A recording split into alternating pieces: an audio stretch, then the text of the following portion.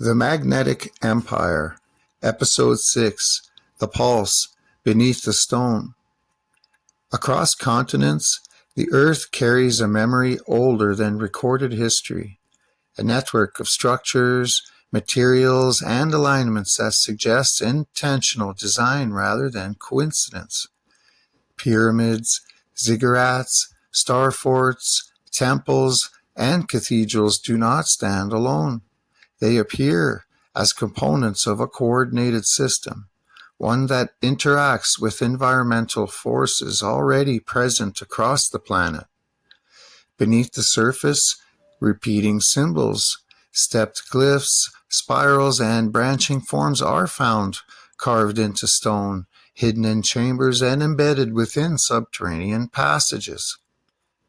These markings are consistent across distant regions, suggesting a shared language, not decorative but procedural. They describe sequences, stages of movement, transition, and interaction.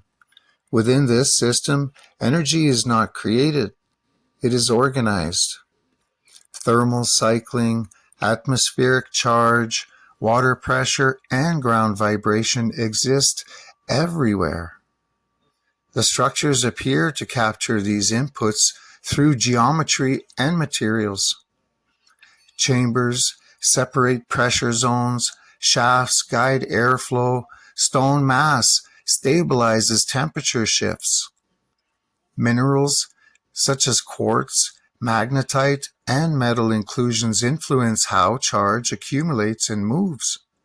What emerges is the first stage, environmental coupling, where diffuse forces are drawn into structured conditions. The second stage begins as these gradients are concentrated. Water systems, canals, aqueducts, reservoirs introduce hydrostatic pressure. Elevated structures extend into regions of higher electrical potential.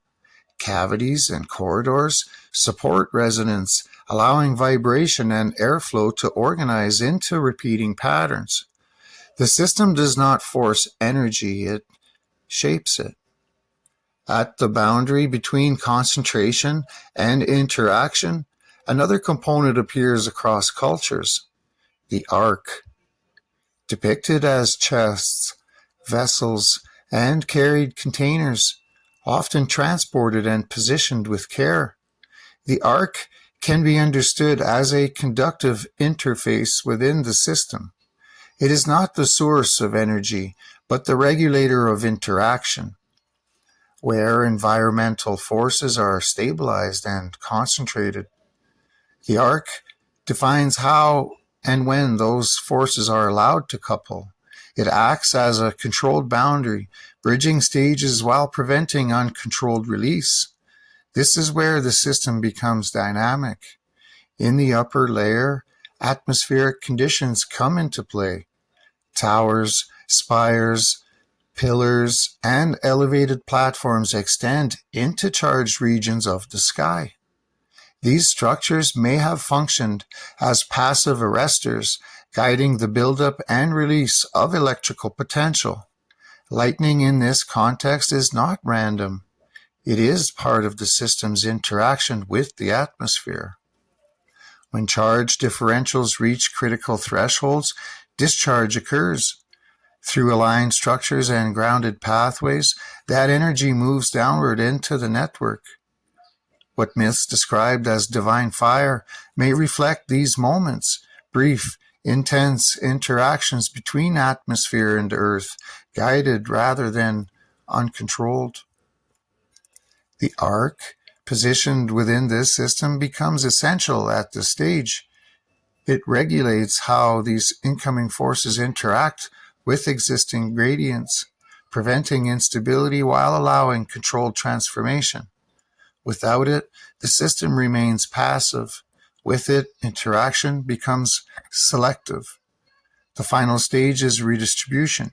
Energy, once organized and coupled, does not remain fixed.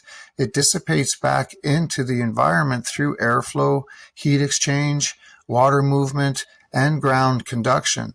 But this release is not random. Geometry determines direction, mass determines timing, structure determines flow. What emerges is a continuous cycle. Environmental forces are captured, gradients are shaped, and concentrated interaction is regulated. Energy is redistributed. Across continents, the same pattern repeats, adapted to local conditions but consistent in principle. The symbols encode it. The structures support it. The materials enable it. The arc would complete it, not as a relic, but as a function. The pulse beneath the stone is not a mystery of lost power, but of coordinated interaction, a system that works with the earth rather than against it. It does not generate energy. It organizes it. It does not dominate the environment. It aligns with it. And though fragmented, buried, and misunderstood, the pattern remains. Beneath stone, water, and sky, the process continues, subtle, persistent, and waiting to be recognized.